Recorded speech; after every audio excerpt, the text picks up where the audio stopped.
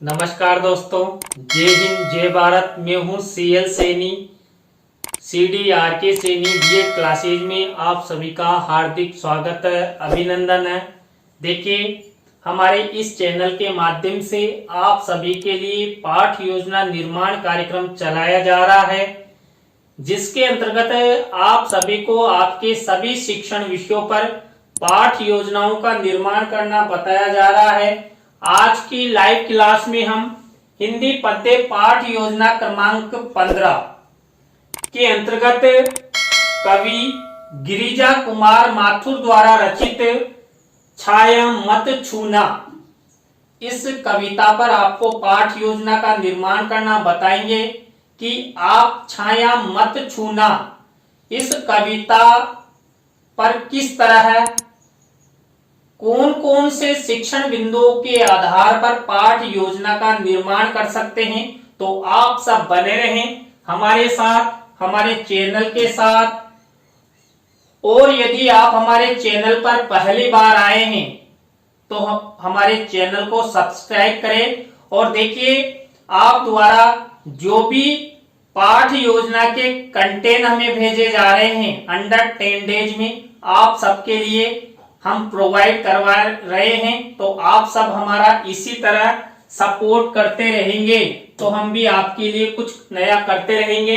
देखिए, जब हम हिंदी पद्य पाठ योजना का निर्माण करते हैं तो सबसे पहले वही विद्यालय का नाम, कक्षा, दिनांक, विषय, विधा, कालांश, कालांश का समय और बीच सेंटर में हमारा प्रकरण लिखते हैं। प्रकरण को अंडरलाइन करते हैं, इन्वर्टेड कॉमाज में हम बंद करते हैं। चाहे हम प्रकरण को कितनी भी जगह लिखें, अंडरलाइन और इन्वर्टेड कॉमाज में आपको जरूर बंद करना है, जिससे आपका टॉपिक हाईलाइट रहे और दूसरे को तुरंत पता लग सके कि आपने इस टॉपिक पर लेसन प्लान बनाया है। देखिए, श्यामपट पूर्ति के बाद हम उद्देश्यों का निर्माण करते हैं, विशिष्टीकरण का निर्माण करते हैं और अपेक्षित व्यवहारगत परिवर्तन का निर्माण करते हैं। देखिए, जब हम यहाँ पर हिंदी पद्य पाठ योजना में 6 उद्देश्यों का निर्माण करते हैं तो 1 से 2 विशिष्टीकरण बनाते हैं, 2 से 3 अपेक्षित व्यवहारगत परिवर्तन बनाते हैं और विशेष रूप से हम ध्यान रखते हैं हमारे उद्देश्य और मुख्य प्रकरण को, तभी जाकर हम विशिष्टीकरण और अपेक्षित व्यवहारगत परिवर्तन अच्छे से बना सकते हैं। देखिए, हिंदी पद्य पाठ योजना में पहला उद्देश्य होता है ज्ञानात्मक। देखिए, ज्ञानात्मक से रिलेटेड आपको इस तरह ये विशिष्टीकरण बनाना है, इसी तरह आपको ये अपेक्षित व्यवहारगत परिवर्तन बनाना है। इसी तरह जो दूसरे नंबर का उद्देश्य होता है अर्थ ग्रहणात्मक, अर्थ ग्रहणात्मक से रिलेटेड आपको ये विशिष्टीकरण बनाना है, ये अपेक्षित व्यवहारगत परिवर्तन बनाना है। थर्ड नंबर का उद्देश्य होता है अभिव्यक्त्यात्मक, आपको अभिव्यक्त्यात्मक उद्देश्य से रिलेटेड ये विशिष्टीकरण बनाना है, ये अपेक्षित व्यवहारगत परिवर्तन बनाना है। इसी तरह कौशलात्मक उद्देश्य से रिलेटेड आपको ये विशिष्टीकरण और ये अपेक्षित व्यवहारगत परिवर्तन बनाना है। 5वें नंबर का उद्देश्य होता है अभिरुच्यात्मक। देखिए, अभिरुच्यात्मक उद्देश्य से रिलेटेड आपको आपकी दैनिक पाठ योजना डायरी में ये विशिष्टीकरण और ये अपेक्षित व्यवहारगत परिवर्तन बनाना होता है। इसी तरह आपको अभिवृत्त्यात्मक उद्देश्य से रिलेटेड ये विशिष्टीकरण और ये अपेक्षित व्यवहारगत परिवर्तन बनाना होता है। इस तरह आपको हिंदी पद्य पाठ योजना में 6 उद्देश्यों का निर्माण करना होता है, विशिष्टीकरण का निर्माण करना होता है, अपेक्षित व्यवहारगत परिवर्तन का निर्माण आपको करना होता है। इसके बाद आपको शिक्षण सहायक सामग्री का कॉलम बनाना होता है, जिसके अंतर्गत हम सामान्य और विशिष्ट 2 प्रकार की शिक्षण सहायक सामग्री का प्रयोग करते हैं। देखिए, सामान्य शिक्षण सहायक सामग्री तो कक्षा कक्ष में होती है, लेकिन विशिष्ट शिक्षण सहायक सामग्री का निर्माण हमें करना होता है, जिसके अंतर्गत हम चार्ट, चित्र, मॉडल, प्रतिकृति आदि का निर्माण करते हैं। देखिए, छाया मत छूना, इस कविता में हम चार्ट और चित्र का प्रयोग करेंगे। इसी तरह आपको कक्षा शिक्षण सहायक सामग्री के कॉलम के बाद पूर्व ज्ञान का कॉलम बनाना है। तो यहां तक की स्टेप इस तरह की प्रक्रिया आपको हिंदी पद्य पाठ योजना में अपनानी है। सबसे पहले श्यामपट पूर्ति, उद्देश्य, विशिष्टीकरण, अपेक्षित व्यवहारगत परिवर्तन और कक्षा शिक्षण सहायक सामग्री के साथ साथ पूर्व ज्ञान तक। इसके बाद हमारी मुख्य पाठ योजना शुरू होती है जो पहले शिक्षण बिंदु से होती है। पहला शिक्षण बिंदु होता है प्रस्तावना। देखिए, प्रस्तावना शिक्षण बिंदु के अंतर्गत हम प्रस्तावना के प्रश्न बनाते हैं। प्रस्तावना के प्रश्न हम 3 से 5 बनाते हैं। अंतिम प्रश्न समस्यात्मक होता है, प्रश्नों में तारतम्यता होती है, जिग-जैग होता है, उत्तरों से ही प्रश्न बनाए जाते हैं। और प्रस्तावना के प्रश्न सरल से कठिन की ओर शिक्षण सूत्र पर आधारित होते हैं, छात्र छात्राओं के पूर्व ज्ञान पर आधारित होते हैं, संक्षिप्त होते हैं, सुबोध होते हैं। देखिए यहाँ पर छाया मत छूना, इस कविता की प्रस्तावना हमने कैसे निकाली है। पहला प्रश्न देखिए, सुबह सुबह पूर्व दिशा में क्या उदय होता है। देखिए, सुबह सुबह पूर्व दिशा में सूर्य उदय होता है। अब इसी उत्तर से हमारा नेक्स्ट प्रश्न बनेगा, सूर्य से हमें क्या प्राप्त होती है। देखिए, सूर्य से हमें ऊर्जा प्राप्त होती है, रोशनी प्राप्त होती है, प्रकाश मिलता है। अब इसी उत्तर से हमारा नेक्स्ट प्रश्न बनेगा, धूप यानी प्रकाश में खड़े रहने पर खुद की क्या दिखाई देती है। मान लीजिए हम धूप में खड़े रहते हैं या प्रकाश में खड़े रहते हैं तो हमें खुद की क्या दिखाई देती है, हमें खुद की परछाई दिखाई देती है। अब इसी परछाई से हमारा नेक्स्ट प्रश्न बनेगा, परछाई शब्द के पर्यायवाची शब्द बताइए। तो परछाई शब्द के पर्यायवाची शब्द होते हैं छाया, प्रतिबिंब, प्रतिकृति, साया आदि। अब इसी उत्तर से हमारा नेक्स्ट प्रश्न बनने जा रहा है, कवि गिरिजा कुमार माथुर द्वारा रचित छाया मत छूना कविता के बारे में आप सब क्या जानते हैं। अंतिम प्रश्न समस्यात्मक हो गया, उत्तरों से प्रश्न बनाए गए, प्रश्नों में तारतम्यता है, जिग-जैग है और यहाँ पर सरल से कठिन की ओर शिक्षण सूत्र पर आधारित है। छात्रों के पूर्व ज्ञान का प्रयोग इन प्रश्नों के निर्माण में किया गया है। तो आपको इस तरह क्या करना है, पहले शिक्षण बिंदु यानी प्रस्तावना में प्रस्तावना के 3 से 5 प्रश्न बनाने हैं। इसके बाद हमारी सेकंड स्टेप, सेकंड शिक्षण बिंदु होता है उद्देश्य कथन। देखिए, उद्देश्य कथन के अंतर्गत हम क्या करते हैं, हमें जो हमारा मुख्य प्रकरण होता है उस मुख्य प्रकरण के बारे में उद्देश्य कथन करते हैं। देखिए, यहाँ पर हमने मुख्य प्रकरण छाया मत छूना ये कविता लिए, तो इससे संबंधित उद्देश्य कथन किया जाएगा। तो बच्चों, आज हम सब कवि गिरिजा कुमार माथुर द्वारा रचित छाया मत छूना इस कविता के बारे में रसास्वादन करेंगे। देखिए, यहाँ पर उद्देश्य कथन हम चित्र के माध्यम से भी कर सकते हैं। यदि आप चित्र के माध्यम से उद्देश्य कथन करते हैं तो आपको शिक्षण सहायक सामग्री के कॉलम में चित्र यहाँ पर मिनिएचर के रूप में लगाना होता है। तो ये उद्देश्य कथन हुआ। उद्देश्य कथन के बाद थर्ड स्टेप आती है पाठ प्रस्तुतिकरण की। देखिए, पाठ प्रस्तुतिकरण के अंतर्गत जो छात्र अध्यापक छात्र अध्यापिका होते हैं, ये छात्र छात्राओं को जो मुख्य प्रकरण होता है इसकी पृष्ठ संख्या को खोलने के लिए निर्देशित करता है, करती है। तो यहाँ पर जो छात्र छात्रा होते हैं वो छाया मत छूना इस कविता की पाठ्य पुस्तक में पृष्ठ संख्या खोलेंगे। तो ये यहाँ पर पाठ प्रस्तुतिकरण का स्टेप अपनाया जाता है। तो यहाँ पर हम सबसे पहले प्रस्तावना, उद्देश्य कथन और पाठ प्रस्तुतिकरण की स्टेप अपनाते हैं। इसके बाद हमारी नेक्स्ट स्टेप आती है सस्वर आदर्श वाचन। देखिए, सस्वर आदर्श वाचन छात्र अध्यापक छात्र अध्यापिका द्वारा किया जाता है। किसका? मुख्य प्रकरण का। अब यहाँ पर जो मुख्य प्रकरण होता है तो यहाँ पर हम पद्य की पाठ योजना निर्माण करने जा रहे हैं। तो यहाँ पर हमने कविता ली है छाया मत छूना। तो इससे संबंधित शिक्षण सहायक सामग्री के कॉलम में हमें मूल कविता लिखनी है। मूल कविता किससे रिलेटेड? छाया मत छूना। तो यहाँ पर किसी रंगीन कागज पर या मिनीचर पर हम छाया मत छूना इसकी कविता लिख देंगे, फोल्ड कर देंगे और इस तरह शिक्षण सहायक सामग्री के कॉलम में चस्पा करेंगे, ऊपर लिख देंगे मूल कविता। मेरे द्वारा भी इसी तरह किया गया, अंदर मूल कविता है।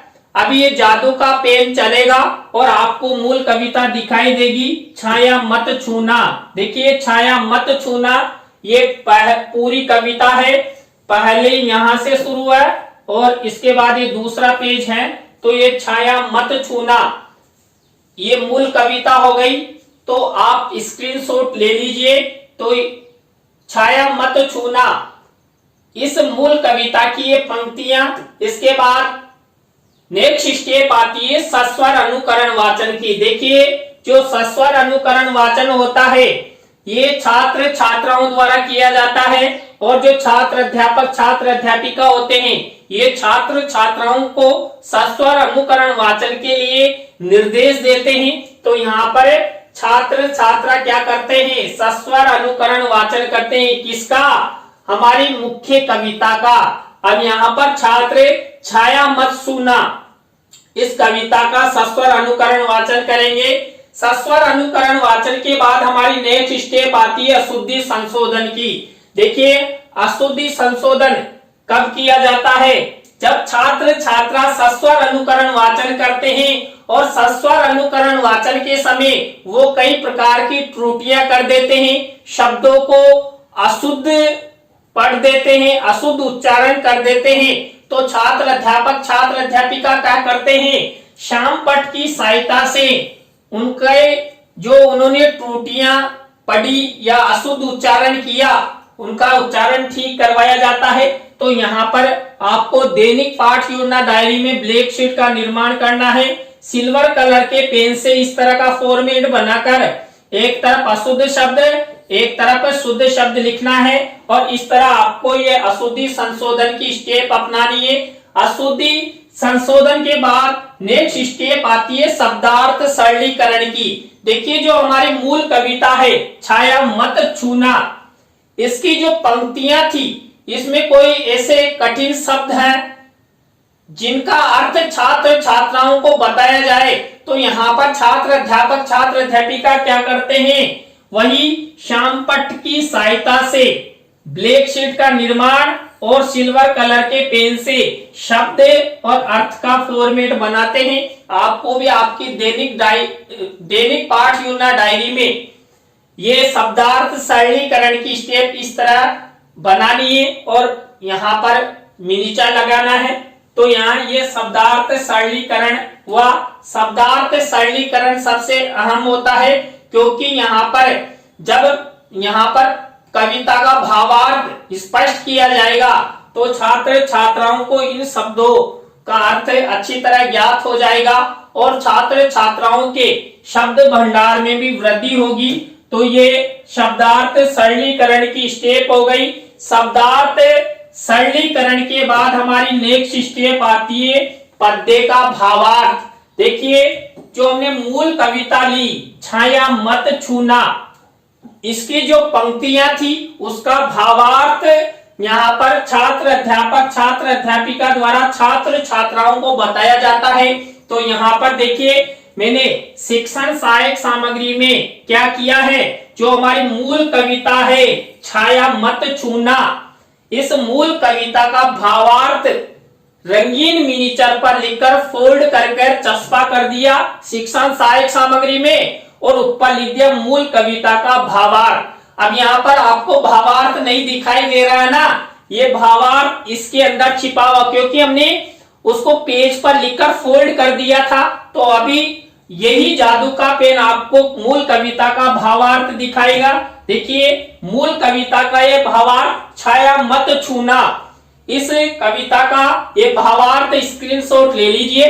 तो ये कविता का भावार्थ हुआ। इसके बाद हमारी नेक्स्ट स्टेप आती है भावानुभूति प्रश्न। देखिए भावानुभूति प्रश्न जो हमने छात्र छात्राओं को कविता का भावार्थ बताया उसके आधार पर पूछा जाता है। तो ये भावानुभूति प्रश्नों की स्टेप आपको अपनानी है। आपको कम से कम 5 भावानुभूति प्रश्न बनाने हैं और उनके उत्तर लिखना है। इस तरह का फॉर्मेट आपको भावानुभूति प्रश्नों के अंतर्गत अपनाना है। भावानुभूति प्रश्नों के बाद नेक्स्ट स्टेप आती है पुनः सस्वर वाचन। देखिए पुनः सस्वर वाचन छात्र अध्यापक छात्र अध्यापिका द्वारा किया जाता है और छात्र छात्रा ध्यान पूर्वक सुनते हैं। पुनः सस्वर वाचन के बाद हमारी नेक्स्ट स्टेप आती है संभावी पद्य की। देखिए संभावी पद्य का मतलब है हमने जो यहाँ पर मूल कविता ली छाया मत छूना, इसके टॉपिक से रिलेटेड, इसके भावार्थ से रिलेटेड, इसके कवि से रिलेटेड कोई अन्य कविता या पद्य लिया जाता है तो यहाँ पर संभावी पद्य की स्टेप आपको अपनानी है। और क्या करना है, शिक्षण सहायक सामग्री के कॉलम में वही रंगीन मिनीचर बनाकर आपको संभावी पद्य कविता लिखनी है। मेरे द्वारा भी शिक्षण सहायक सामग्री में देखिए संभावी कविता लिखी है। उस संभावी कविता का टाइटल है कल, जो कवि विपिन दिलवारिया द्वारा लिखी गई है।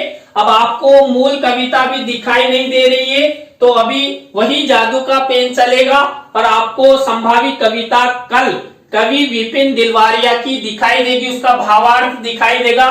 तो देखिए खुल जा सिम सिम, ये हमारा सिम सिम खुल गया है। तो ये संभावी कविता हो गई और ये संभावी कविता का भावार्थ हो गया। स्क्रीनशॉट ले लीजिए। आपको इस तरह संभावी पद्य वाली स्टेप अपनानी है और इसको आपको शिक्षण सहायक सामग्री में चस्पा करना है। इसके बाद हमारी नेक्स्ट स्टेप आती है सौंदर्य अनुभूति प्रश्नों की। देखिए सौंदर्य अनुभूति प्रश्न यहाँ पर जो हमारा मूल पद्य होता है और संभावी पद्य होता है उसके आधार पर पूछा जाता है। तो यहाँ पर देखिए हमने जो हमारी मूल भी कविता है और संभावी भी कविता है, यानी कि दोनों कविताओं को आधार मानते हुए सौंदर्य अनुभूति प्रश्न करेंगे। तो यहाँ पर 2 प्रश्न तो क्या करते हैं, मूल कविता से ले लिए जाते हैं, 2 प्रश्न संभावी कविता से ले लिए जाते हैं और 1 प्रश्न दोनों में समानता असमानता से रिलेटेड लिया जाता है। तो इस तरह आपको ये सौंदर्य अनुभूति प्रश्न बनाने हैं। सौंदर्य अनुभूति प्रश्नों के बाद हमारी नेक्स्ट स्टेप आती है कौन सी, मूल्यांकन प्रश्नों की। देखिए आप भूल जाते लेकिन मैं नहीं भूलता भैया, रोजाना 1 किलो बादाम खाता हूं, आप भी 1 किलो बादाम खाया करो, इससे आपको हर स्टेप याद रहेगी। तो देखिए ये मूल्यांकन प्रश्नों की स्टेप हो गई। तो यहाँ पर 3 तरह के प्रश्न लिए जाते हैं। 3 तरह के प्रश्नों में 2-2 प्रश्न बनाए जाते हैं। वही आपको सिल्वर कलर का पेन यूज करना है, ब्लैक शीट का निर्माण करना है और किसी भी प्रश्न का उत्तर यहाँ पर नहीं लिखना है। देखिए मेरे द्वारा भी किसी भी प्रश्न का उत्तर लिखा गया है।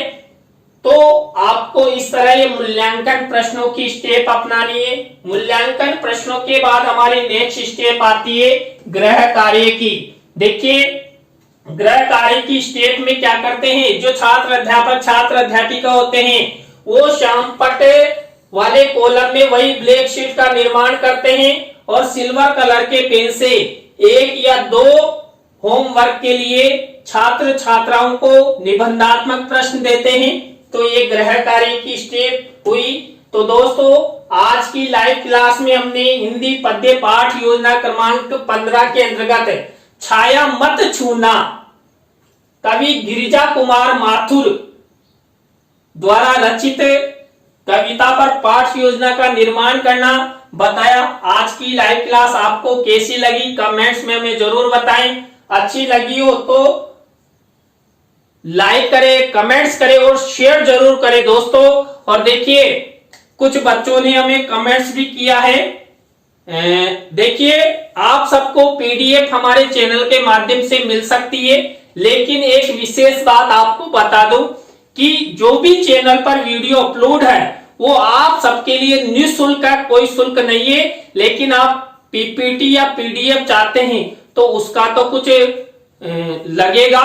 तो आप हमारे इस नंबर पर हमें कमेंट्स कर पीडीएफ पीपीटी भी प्राप्त कर सकते हैं। इसी तरह नई पाठ्य योजना के साथ हम आपसे फिर मिलेंगे CDRK Saini BEd classes YouTube channel पर।